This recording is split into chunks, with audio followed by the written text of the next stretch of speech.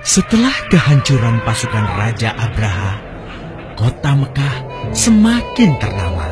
Dari kota inilah sejarah manusia paling mulia dimulai. Ka'bah sebagai jantung kota Mekah semakin ramai dikunjungi para peziarah. Demikian pula para pedagang. Mereka datang dari berbagai penjuru jazirah. Namun sayang, Ka'bah mulai diselewengkan fungsinya. Akibatnya, kejahiliahan merajalela. Bahkan pada masa itu, memiliki bayi perempuan adalah hal yang sangat memalukan. Aib bagi keluarga. Sehingga sebagian dari mereka tega membunuh bayi perempuan mereka sendiri. Di tengah kondisi masyarakat jahiliyah itulah Nabi Muhammad dilahirkan. Bayi luar biasa itu lahir dari rahim seorang wanita mulia bernama Aminah. Pada saat itu ditandai peristiwa-peristiwa yang luar biasa. 10 balkon istana Kisra runtuh. Juga padamnya api-api yang biasa disembah oleh orang-orang Majusi.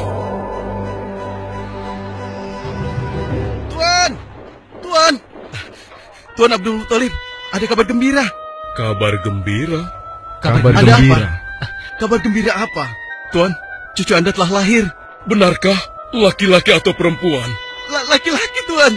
Subhanallah, Alhamdulillah, Allahu Akbar. Kalau begitu aku ingin segera melihatnya. Mari, Tuan. Setelah mendengar itu, Abdul Muthalib bergegas menuju ke rumah Aminah.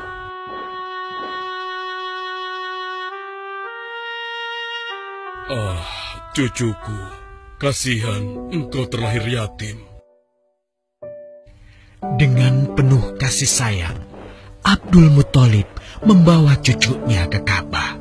Ya Allah, jadikanlah cucuku ini menjadi seorang yang mulia dan terhormat, sebagaimana Nabimu Ibrahim alaihissalam.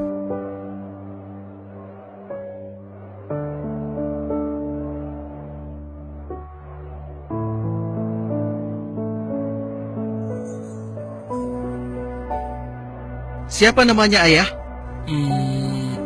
Muhammad. Muhammad? Iya, aku akan menamainya Muhammad. Artinya yang terpuji. Kehadiran Muhammad kecil sungguh memberi kebahagiaan. Tidak hanya bagi keluarga Bani Hashim, bahkan seluruh kabilah suku Quraisy menyambutnya dengan sukacita. Kemudian Abdul Muthalib mencarikan ibu susu bagi Muhammad kecil. Kita sudah berhari-hari mencari anak susuan, yang dari situ kita akan mendapatkan imbalan yang cukup. Namun hingga saat ini, belum juga kita dapatkan. Ya, istriku, aku mengerti. Apa kita terima saja bayi yatim itu? Muhammad maksudmu? Iya, cucu dari Abdul Muthalib. Kasihan dia. Hampir semua teman-teman dari rombongan kita tidak ada yang mau menyusuinya. Karena tidak ada harapan untuk mendapatkan imbalannya dari ayah bayi itu. Betul juga engkau, istriku. Kasihan anak itu. Aku mendukungmu jika engkau susui dia. Mudah-mudahan Allah memberikan keberkahan bagi kita. Halimah segera mendatangi Abdul Muthalib. Dia bersedia untuk menjadi ibu susu dan pengasuh bagi Muhammad kecil. Betapa gembira Abdul Muthalib mendengarnya. Halimah dari Bani Sa'ad itu akhirnya dipercaya Abdul Muthalib untuk mengasuh cucunya 2 tahun lamanya. Ayo istriku, kita berangkat sekarang. Sebentar lagi suamiku. Insya Allah kita berangkat sampai anak ini kenyang. Kalau begitu, aku lanjutkan berkemas-kemas dahulu. Hah? Ada apa, suamiku? Lihat, unta dan keledai kita. Mereka demikian sehat, tidak seperti sebelumnya. Subhanallah. Betul, suamiku. Tidak seperti kemarin. Demi Allah, kau tidak salah memilih istriku. Kau telah mengambil anak yang dipenuhi dengan barokah. Allah melimpahkan keberkahan atas Halimah dan suaminya. Mereka pulang ke kampung Bani Sa'ad dengan penuh rasa syukur. 2 tahun berlalu sudah. Tugas Halimatus Sa'diyah sesungguhnya telah usai. Saatnya Muhammad kecil harus dikembalikan kepada ibunya. Terima kasih, Halimah. Engkau telah merawat anakku dengan baik selama 2 tahun. Tidak ada yang bisa kuberikan, kecuali aku berdoa. Semoga Allah memberkahi engkau dan keluargamu. Amin. Saya juga bersyukur diberikan kepercayaan dan kesempatan merawat anakmu, wahai Ibu Aminah. Namun, begini Bu, mohon maaf. Kalau boleh, izinkan aku merawat Muhammad lebih lama lagi. Aku masih sangat sayang padanya. Baiklah, kalau begitu aku setuju dengan usulmu. Bawa dan rawatlah Muhammad sebagaimana dia anakmu sendiri. Terima kasih, Ibu. Terima kasih. Begitulah, Muhammad kecil kembali ke tengah-tengah Bani Sa'ad. Ia tumbuh menjadi anak yang memiliki banyak teman karena kemuliaan akhlaknya. Tatkala berusia sekitar 4 tahun, terjadilah suatu peristiwa. Muhammad, Bu! Muhammad! Muhammad? Kenapa Muhammad? Muhammad dibawa orang. Hah? Dibawa orang? Diculik? Coba ceritakan. Ketika kami tengah bermain, tiba-tiba ada orang dewasa datang. Dia langsung membawa pergi Muhammad dan membunuhnya. Hah? Membunuhnya? Ya Allah, di mana? Di mana? Antarkan ibu ke sana.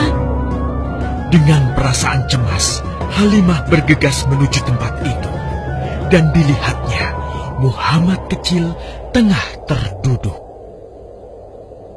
Muhammad, apa yang terjadi denganmu? Dengan sangat tenang dan jelas, Muhammad kecil menceritakan apa yang telah terjadi. Bahwa seseorang telah membelah dadanya, mengambil hatinya, kemudian mencucinya dan mengembalikannya lagi ke tempatnya semula. Maka sesungguhnya yang datang itu adalah malaikat Jibril. Dia ditugaskan Allah untuk mencuci hati Rasulullah sehingga bersih dari segala kecenderungan setan. Subhanallah, sungguh anak ini bukanlah anak sembarangan. Sebaiknya aku kembalikan saja kepada ibunya. Peristiwa itu membuat Halimah sangat khawatir. Maka bergegaslah Halimah mengembalikan Muhammad kecil kepada ibunya. Menginjak usia yang ke-6 tahun, Muhammad kecil diajak ibunya untuk berziarah ke makam ayahnya, Abdullah di Yathrib. Dalam perjalanan pulang kembali ke kota Mekah, Aminah pun jatuh sakit. Dari hari ke hari, tubuhnya semakin melemah. Hingga di sebuah kota bernama Abwa, letaknya antara Mekah dan Yathrib, Aminah meninggal di sana. Dan Muhammad kecil pun menjadi seorang anak yatim piatu. Sejak itulah Muhammad kecil dirawat dengan penuh cinta dan kasih sayang oleh kakeknya, Abdul Muthalib. Muhammad, sudah berhentilah memerah susunya. Insya Allah, sudah cukup untuk persediaan kita hari ini. Beristirahatlah sejenak. Makanlah agar kau tetap sehat.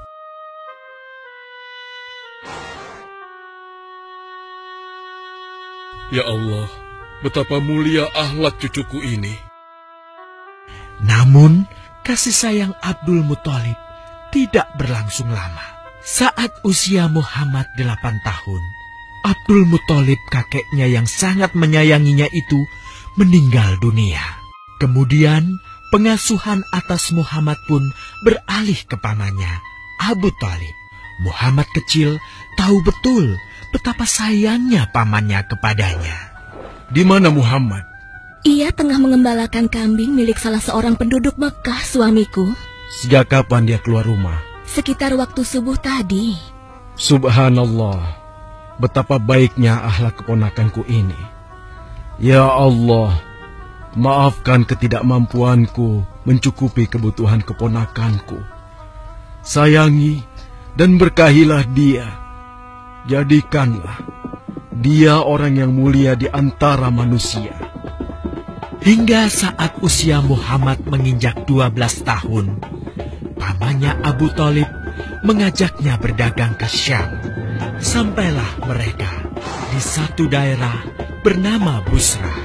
Saat mereka beristirahat, datanglah seorang pendeta menghampiri. Wahai saudaraku, selamat datang di Busra. Tampaknya kalian bukan orang sini.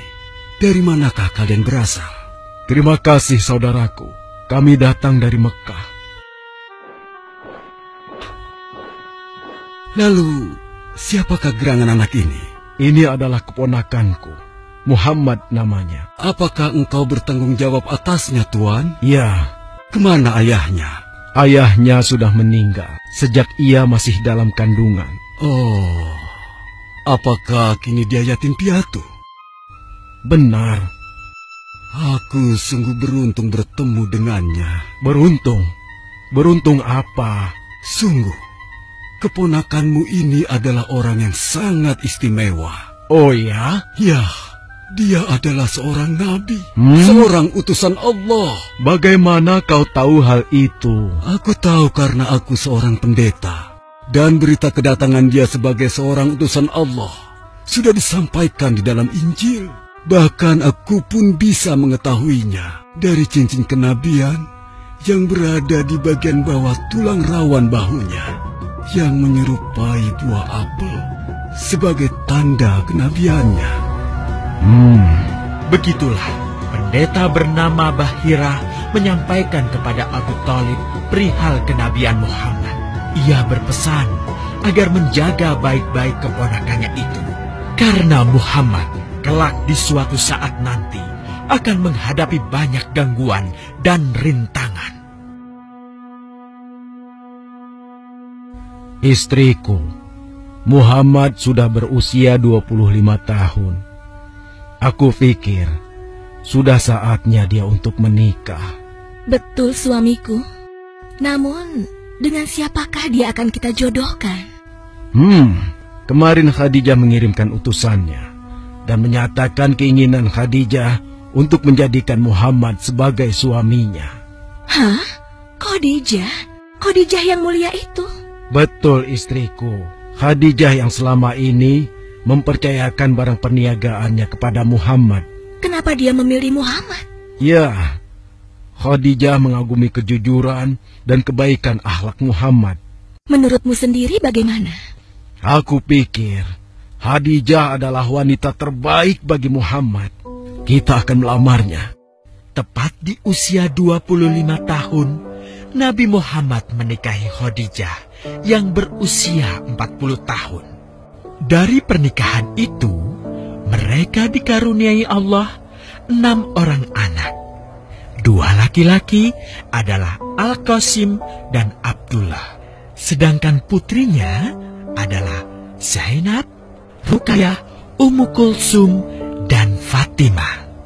Namun, kedua putranya itu telah meninggal semenjak mereka kecil. Suatu ketika, terjadilah banjir besar di kota Mekah. Kabilah-kabilah di kota Mekah pun bergotong royong membangun kembali Ka'bah. Setelah pembangunannya selesai, terjadilah perselisihan antara pemuka kabilah tentang siapakah yang paling pantas meletakkan Hajar Aswad di Ka'bah. Abu Thalib, apa yang harus kita lakukan? Kita sudah bicarakan hal ini selama 5 hari, namun tidak ada titik temu. Aku khawatir akan terjadi pertumpahan darah.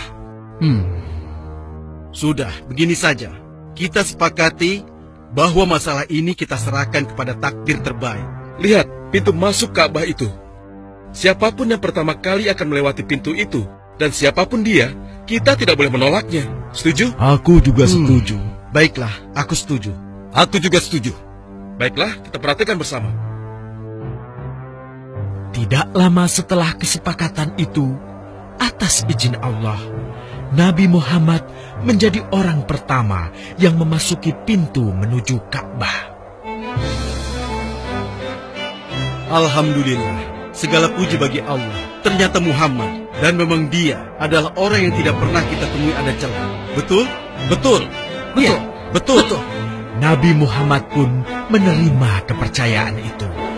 Dengan kebijaksanaannya, Nabi Muhammad meminta sehelai kain, lalu meletakkan Hajar Aswad di atasnya. Nabi Muhammad mempersilahkan seluruh pemuka kabilah untuk memegang ujung-ujungnya dan mengangkatnya secara bersama-sama. Setelah sampai pada sudut Ka'bah, giliran Nabi Muhammad meletakkan Hajar Aswad di tempatnya semula. Terhindarlah perpecahan di kota Mekah. Meskipun demikian, kegelisahan masih terus menggelayuti hati Nabi Muhammad. Kejahiliahan ada di mana-mana. Kezaliman dan kemaksiatan terus berlangsung. Ia tak habis pikir. Nabi Muhammad mulai merenung dan menyendiri untuk menghindar dari perilaku jahiliyah. Nabi Muhammad memilih tempat di sebuah goa di atas bukit sekitar Mekah. Goa Hiro. Dari mulut goa itulah Nabi Muhammad bisa memandangi kota Mekah yang dicintainya dengan pandangan yang lebih luas. Hingga suatu ketika, sesuatu yang tidak pernah terbayangkan sebelumnya terjadi. Tiba-tiba, goa itu menjadi terang benderang. Kemanapun arah mata melihat, di sanalah cahaya itu ada. Itulah malaikat Jibril. Jibril berkata, "Bacalah." Dengan gemetar, Nabi Muhammad berkata, "Aku tidak bisa membaca." Malaikat Jibril lantas merangkul Nabi Muhammad SAW dengan kuat hingga nafas beliau sesak. Seraya berkata lagi, "Bacalah." Sampai akhirnya malaikat Jibril membantunya setelah merangkulnya dan menyuruhnya membaca hingga 3 kali. Kemudian malaikat Jibril membantunya membaca. "Bacalah dengan menyebut nama Tuhanmu yang menciptakan. Dia telah menciptakan manusia dari segumpal darah. Bacalah, dan Tuhanmulah yang paling pemurah, yang mengajarkan manusia dengan perantaraan Al-Qalam. Dia mengajarkan kepada manusia apa yang tidak diketahuinya." Kalimat suci telah terucap. Resmilah sudah. Dari dalam Goa Hiro, Allah mengangkat Nabi Muhammad SAW sebagai penuntun dari kegelapan menuju cahaya, dari keburukan menjadi kebaikan, dan dari kesengsaraan menuju ke keselamatan.